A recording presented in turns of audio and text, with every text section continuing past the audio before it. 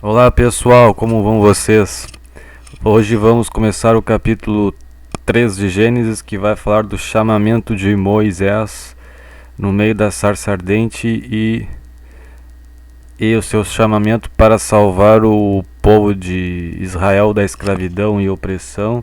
Deus vai escolher ele como libertador de Israel e vai mandá-lo para o faraó para tirar as pessoas, para falar com o faraó para tirar as pessoas da escravidão. E vamos ver é, a parte espiritual aqui do chamamento de Moisés.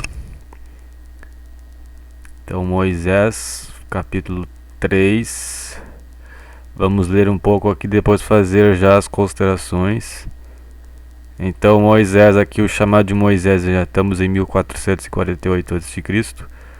Moisés pastoreava o rebanho de seu sogro, Jetro, que era sacerdote de Midian. Um dia levou o rebanho para o outro lado do deserto e chegou a Horebe, o monte de Deus. Então já vamos fazer uma pausa aqui. Então Moisés, recapitulando, 40 anos ele ficou no Egito, tendo uma cultura do Egito, estudando nas melhores faculdades, e tendo uma boa educação, tendo uma boa alimentação, pois tinha os privilégios, porque era filho da filha do faraó.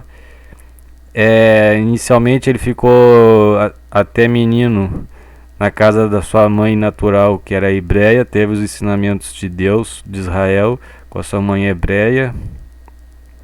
Depois ele foi para sua mãe adotiva, que foi a filha do faraó, ficou 40 anos no Êxodo, tendo uma cultura e muito letrado, tendo bastante conhecimento da ciência, das coisas assim, mais de conhecimento deste mundo, da terra, sendo uma pessoa muito culta e muito bem fisicamente, e morava num lugar muito bonito lá no Egito. Mas depois ele viu a opressão do seu povo e ficou indignado quando descobriu que eles eram muito oprimidos, e depois de 40 anos resolveu sair no meio daquele povo.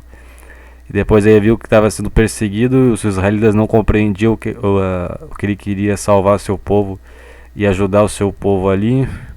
Daí ele fugiu dali porque o faraó queria matar ele.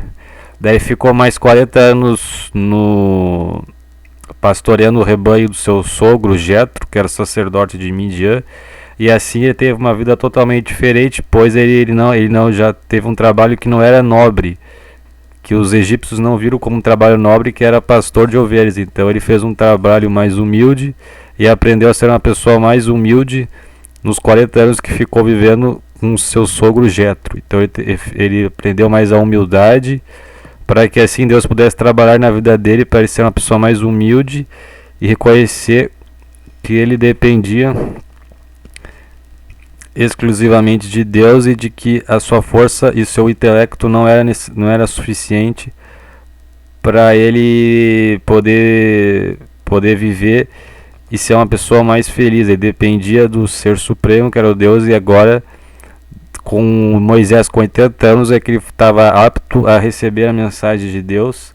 Até então ele estava 40 anos trabalhando como pastor para ser uma pessoa mais humilde, pois ele tinha muito conhecimento, muito intelecto, era uma pessoa muito bem, então ele teve que se submeter a um trabalho de menos glamour e assim ser uma pessoa mais humilde. Agora Deus trabalhou nisso em Moisés e vai chamá-lo ele no meio da sarça ardente.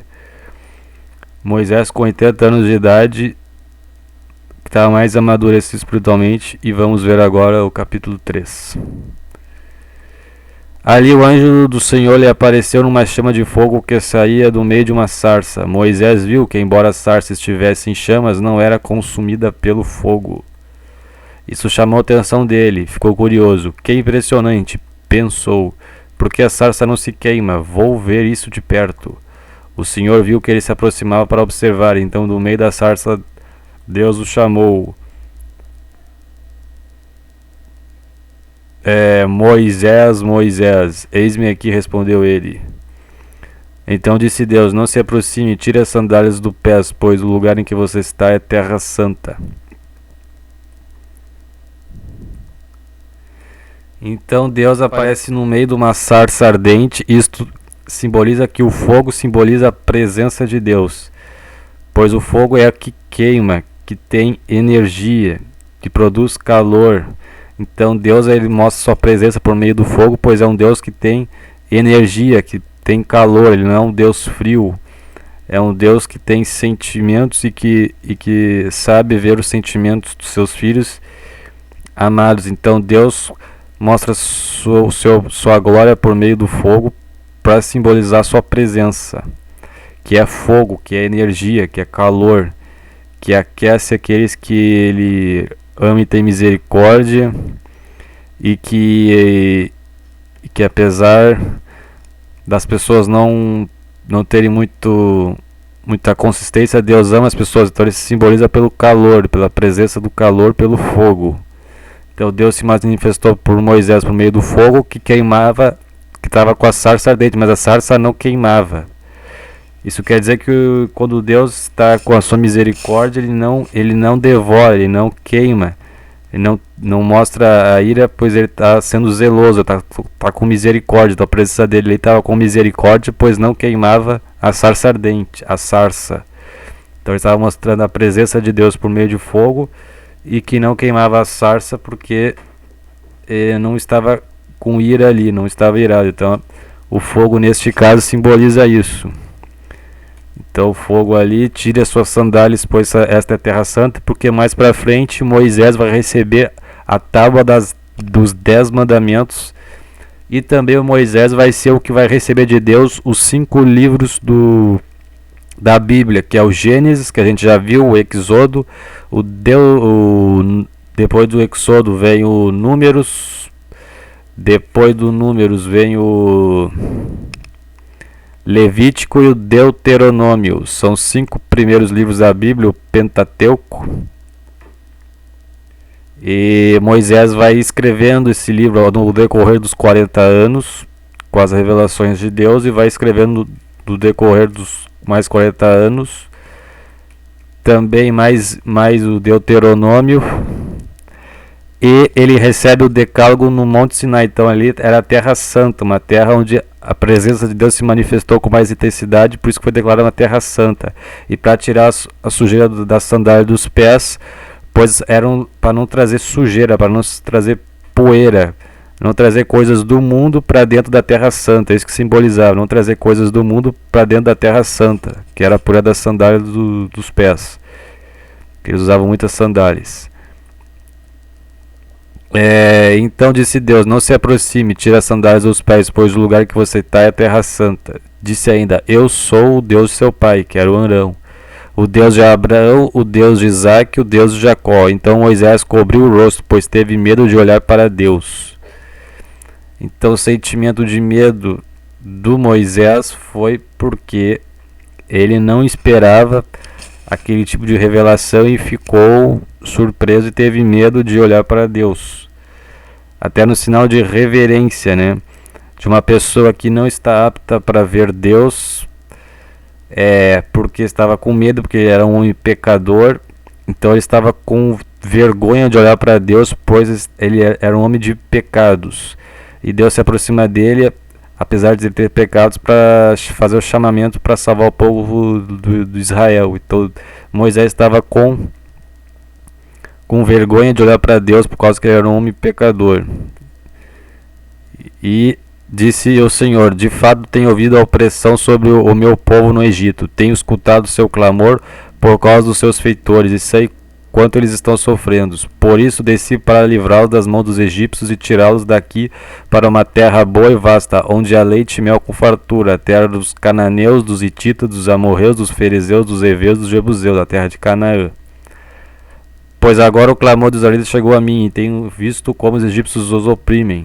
Vá, pois agora eu envio a Faraó para tirar o meu povo, para tirar do Egito o meu povo, os israelitas. Então eu tenho escutado o seu clamor por causa dos seus feitores. É um Deus que ouve as orações do seu povo, ele ouve os seus gemidos de sofrimento no meio de situações difíceis, e e ele vê a sua situação difícil e ele se importa com as pessoas para salvar e para proteger as pessoas. Então Deus que protege as pessoas, que são dos corações das pessoas, e protege o seu povo, o Deus Todo-Poderoso.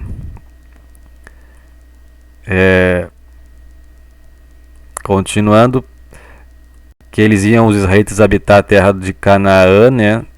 Dos cananeus, dos hititas, dos amorreus, dos ferezeus, dos heveus, dos jebuseus. 11. Moisés, porém, respondeu a Deus: quem sou eu para apresentar-me ao faraó e tirar os israelitas do Egito? Deus afirmou: eu estarei com você. Eu estarei com você. Esta é a prova de que sou eu quem o envia. Quando você tirar o povo do Egito, vocês prestarão culto a Deus neste monte. Então eu estarei com você. Deus vai estar com a pessoa vai lutar com Deus nas dificuldades. Então Deus vai estar com a pessoa nos momentos difíceis e vai estar com a pessoa. Ele não abandona a pessoa tão facilmente, ele vai estar com a pessoa. Então eu estarei com você, disse Deus. E as pessoas prestariam culto, os israelitas, naquele monte.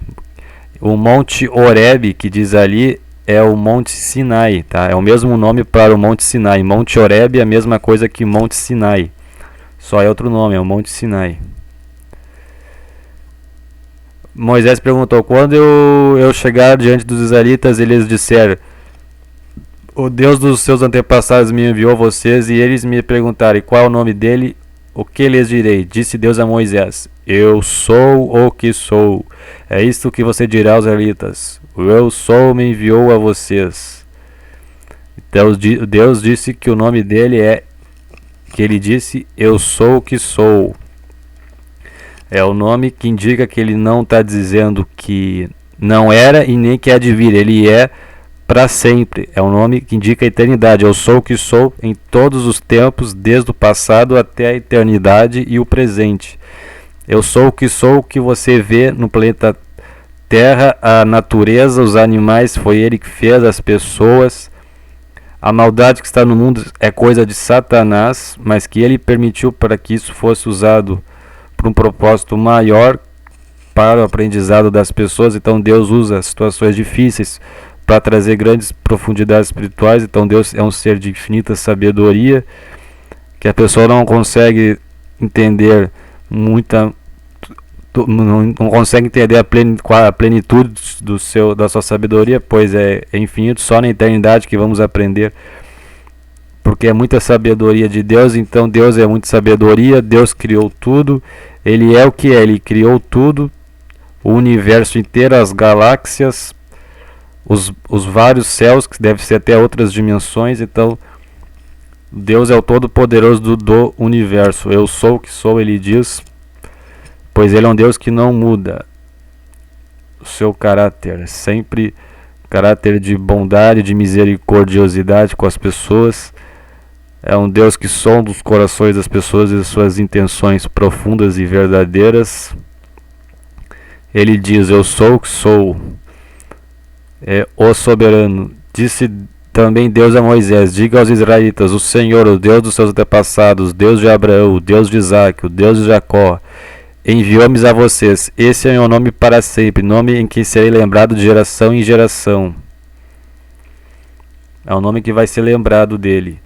Vá, reúna as autoridades de Israel e diga-lhes: o Senhor, o Deus de seus antepassados, Deus de Abraão, de Isaac, de Jacó, apareceu a mim e disse: eu virei em auxílio de vocês, pois vi o que tem sido feito a vocês no Egito. Prometi tirá-los da opressão do Egito para a terra dos cananeus, dos hititas, dos amorreus, dos ferezeus, dos heveus, dos jebuseus, a terra onde há leite e mel com fartura.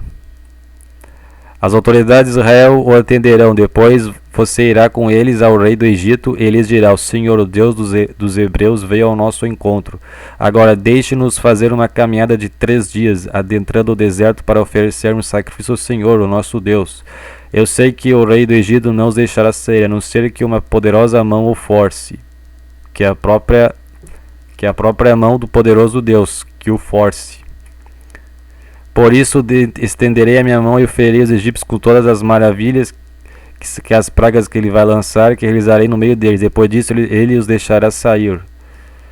Então ele está dizendo minuciosamente o que vai acontecer no futuro com a sua onisciência. Ele vai dizer que o faraó não vai escutar ele porque é um faraó de duro coração, um faraó malvado, mas que mesmo assim é para o Moisés ir lá e falar com ele, mesmo não sendo atendido, para que o faraó vê e todo o povo do Egito vê a glória de Deus quando ele tirar o povo do Egito, para as pessoas verem o poder de Deus tirando o povo do Egito daquela situação difícil. Então eles vão ver neste cenário a glória de Deus por estas circunstâncias. Então ele vai ver que pelo poder de Deus ele vai usar um homem, que é o Moisés, que vai tirar um povo inteiro pelo poder de Deus, pelo um faraó malvado e pelo um povo opressor que escravizava o seu povo. Ele vai dizer que as autoridades de Israel vão escutar ele e o povo também, porque o povo está muito necessitado de ajuda, o povo está muito oprimido. Então Deus foi trabalhando isso no povo para que eles sentissem a necessidade de um salvador, de uma redenção e saísse daquela situação. Então o povo ia ouvir ele, pois Deus trabalhou nisso no coração deles para que ouvisse um libertador, que seria o Moisés, e que o povo ia sair dali, o de Israel, sair com muitos bens. Eles iam saquear, tirar as riquezas do Egito e levar e sair com muitas riquezas. Isso vai acontecer realmente. Então ele está dizendo o que vai acontecer aqui. Eu farei que os egípcios tenham boa vontade para com o povo, de modo que quando vocês saírem não sairão de mãos vazias. Todas as israelitas pedirão às suas vizinhas e às mulheres que estiverem hospedando em casa objetos de prata e de ouro e roupas, que vocês porão em seus filhos e suas filhas. Assim vocês despojarão os egípcios. Então ele já disse que vai ter dificuldades para sair dali, mas que ele vai fazer as 10 pragas para mostrar sua glória e seu poder para os egípcios, e também para os israelitas se lembrarem disso, da ajuda providencial de Deus tirando o povo do Egito com as 10 pragas, porque Deus vai estar defendendo o seu povo ali, e vai dizer que eles vão sair com muitos despojos. Então já disse o que vai acontecer, e disse para Moisés confiar nele, porque ele estará com Moisés, e que a vitória já era certa. Então e deu uma mensagem de conforto e de confiança para Moisés. Então esse é o capítulo 3 de Êxodo, um capítulo muito importante aqui, muito marcante e muito impactante, né? Eu vou deixar aqui no link aqui nos comentários, vocês podem ver um vídeo da conversa de Deus